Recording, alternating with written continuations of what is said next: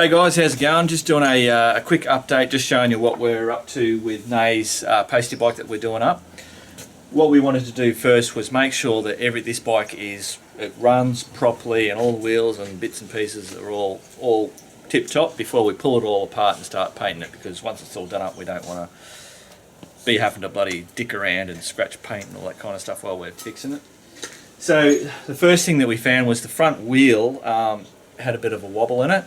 So we presumed that was going to be wheel bearings, so we went and bought a set of wheel bearings, which was $15 from Elliott Brothers. But I'll show you what when we pulled the other ones out.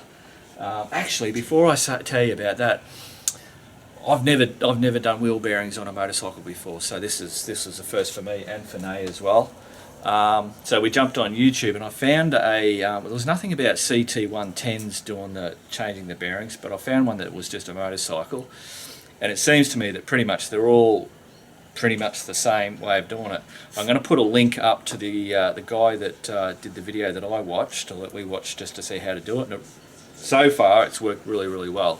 Here's that link. I'll show you these bearings that we pulled out. Look at those bearings. Yep. This is what came out. So they've got that side there, and then on that side, which is the inside part, you can see all that the seal has all come off. It's all rusted out, and the center piece, there. Oh. Well, what they call a spacer. So basically, inside the middle of the wheel, these basically sit like that. So this was all rusted and bloody, it's all pitted, so we've had to sandpaper it down just to smooth it all up. So hopefully that should be still all right. So we've got the new ones of these, which we're getting ready to put in. So I thought I'd better bloody do this, give you guys a bit of a look at it.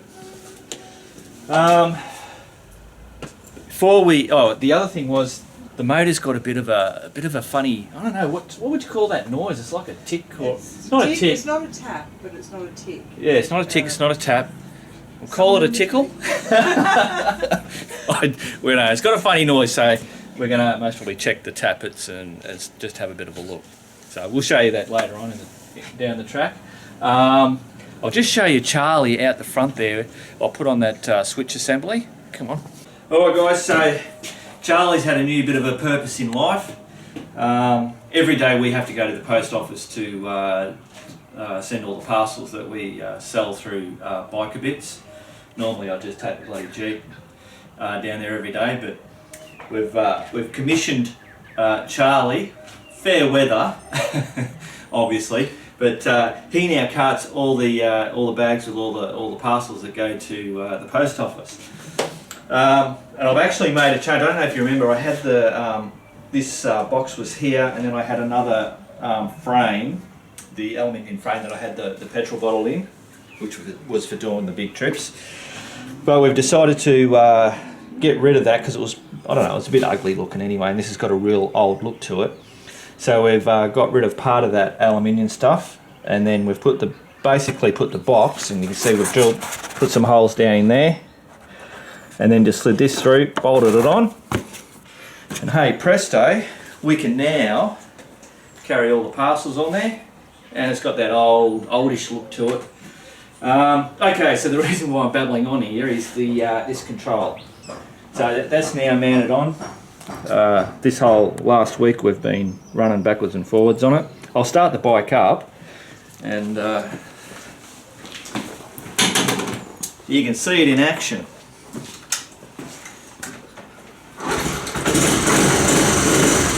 I still haven't got the battery for it, so when I get to an intersection I've got to rev it to make sure the blinkers keep going.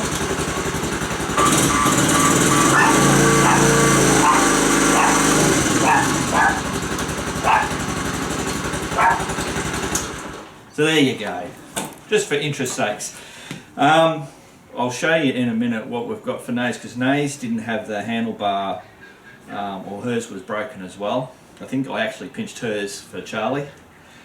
We're not going to use a new one on hers because we've still got to get a roadworthy for it. And here in Australia, a motorbike must always have its light on, and if you have a way of turning it off, when you go to get a roadworthy, they'll fail you, you won't pass. So we have to make sure that we do it the right way with Nays bike, because hers has to get a roadworthy. With Charlie, it doesn't matter.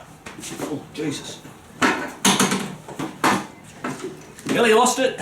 Alright, we'll go back down there.